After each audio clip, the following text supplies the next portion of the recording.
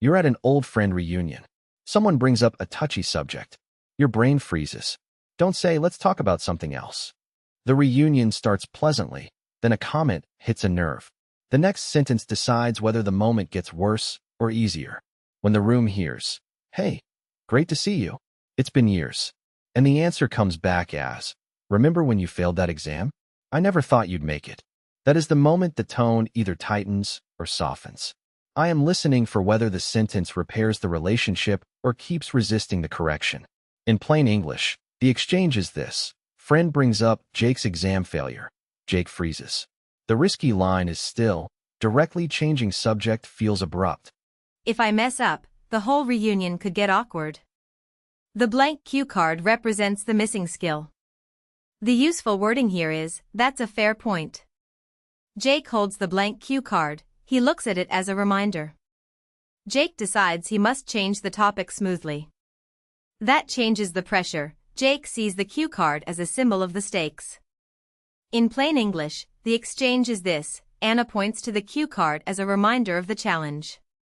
The risky line is still, let's talk about something else. The line worth saving for the next try is, that's a fair point. It works better because it sounds abrupt and dismissive, making the other person feel their topic is unwelcome. Jake makes a mistake by being too direct. When the room hears, that didn't work. She looks upset. And the answer comes back as, exactly. It sounds like you're rejecting her, not the topic. The risky line is still, it sounds abrupt and dismissive. That kind of sentence may be grammatically fine, but it leaves the other person doing too much emotional work. The cleaner first move is, that's a fair point. When the relationship still matters, the warmer option is, I get why you'd think that. For a more serious moment, use, here's the part I'm unsure about. One detail to notice while saying it is intonation on, that's a fair point. Rising tone on fair to show openness. That silence was awful. I could see my friend's face fall, and I knew I'd made it worse. I thought being direct was the right move, but let's talk about something else just sounded like I didn't care. Anna later told me that the problem wasn't what I said, but how I said it. Or if I need more warmth, I get why you'd think that. And in a formal setting, here's the part I'm unsure about works because it invites collaboration instead of shutting down. That changes the pressure, the silence makes Jake more anxious, and the friend starts to feel rejected, making the situation worse. The useful skill in this chapter is trigger the central communication mistake. The other person doesn't know why you're shutting them out. Then you can add a reason or a new direction. I see this mistake all the time. People think direct is honest, but it often comes across as cold. A warmer option is, I get why you'd think that. It shows empathy. And if you want to keep it professional, here's the part I'm unsure about frames the shift as a joint exploration. The next sentence needs to do one job clearly. A usable version is, that's a fair point. When the room hears, the problem is you didn't acknowledge her first. And the answer comes back as, so what should I say? The next line, try that's a fair point. It validates before shifting. Tells me whether the repair is finally landing. Anna showed me a professional way to shift focus. I tried it in my head, that's a fair point, but here's the part I'm unsure about. It felt like I was inviting her to explore with me, not running away.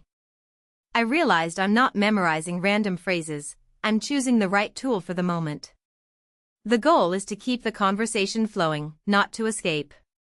So now I have 3 options, simple, warm, or professional. Each one builds a bridge instead of a wall. A usable version is, here's the part I'm unsure about. My first reply, that makes it collaborative, sounds shorter and colder than I expected. By the time we reach, yes. It invites discussion instead of ending it. I can hear whether I am still defending myself or actually fixing the moment. A usable version is, that's a fair point, but when the room hears, okay, let me try. That's a fair point, but I remember something funny from that time. And the answer comes back as, yes. You acknowledged and redirected. How did that feel? The next line, better, less awkward. I didn't feel like I was running away. Tells me whether the repair is finally landing.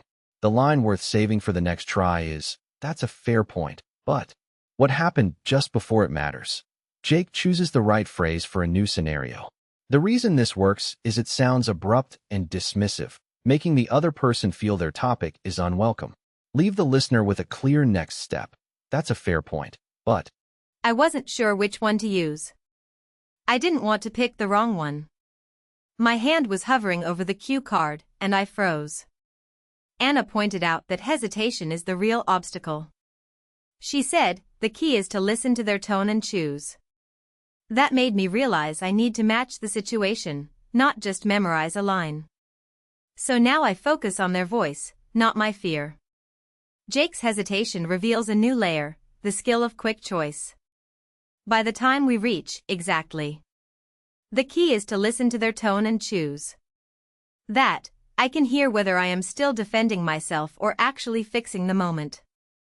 The useful skill in this chapter is develop the ability to quickly choose the appropriate phrase based on the counterparty's tone. okay, I'll push back. That's a fair point, but I still think it's interesting. Why don't you want to talk about it? I wasn't ready for that. What do? You need a concrete redirect. I'd rather focus on the fun times. Remember the prank we pulled? That turns the conversation to a shared laugh instead of a standoff. The phrase alone isn't enough. You need a destination. A new twist. The friend doesn't let go easily, even after a soft opener. Keep the idea, but change the words for your real situation.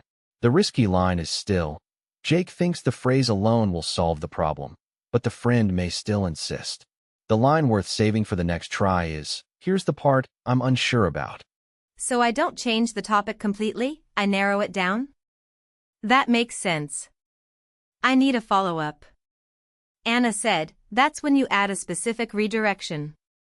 That feels more natural than just dropping the topic. Jake considers what happens if the friend doesn't let go after the first soft opener. My first reply, that's when you add a specific redirection. Watch, sounds shorter and colder than I expected. By the time we reach, that's a fair point, but here's the part I'm unsure about. I can hear whether I am still defending myself or actually fixing the moment. In plain English, the exchange is this: a new reaction exposes the last weakness in the plan. That follows because create one final complication tied to the same conflict. No problem. I didn't mean to make you uncomfortable. But you know what? You just did it. You took a deep breath, walked back to your friend, and said, hey, sorry about earlier. I was thinking about what you said. That's the key. You didn't avoid, you re-engaged. You transferred practice to real life. That's confidence. Jake approaches the real friend and uses the phrase successfully, leading to a shared laugh. Jake takes a deep breath and walks back to his old friend at the picnic table. When the room hears, hey, sorry about earlier. I was thinking about what you said. The next line, that's a fair point, but here's the part I'm unsure about. Did we really fail that exam or just think we did? Tells me whether the repair is finally landing. Say the ending in one clean chain, what we saw, what caused it, and how the result changed. Begin with the observation. Anna sets up 3 quick scenarios for Jake to practice the 3 phrases. Cue card with 3 phrases and the bonus line. Jake holds it up for the viewer. My first reply, that's a fair point, sounds shorter and colder than I expected. By the time we reach, a friend brings up a sensitive memory. I can hear whether I am still defending myself or actually fixing the moment. The scene itself is simple. Anna sets up 3 quick scenarios for Jake to practice the 3 phrases. In plain English, the exchange is this: now say the key line, here's the part I'm unsure about.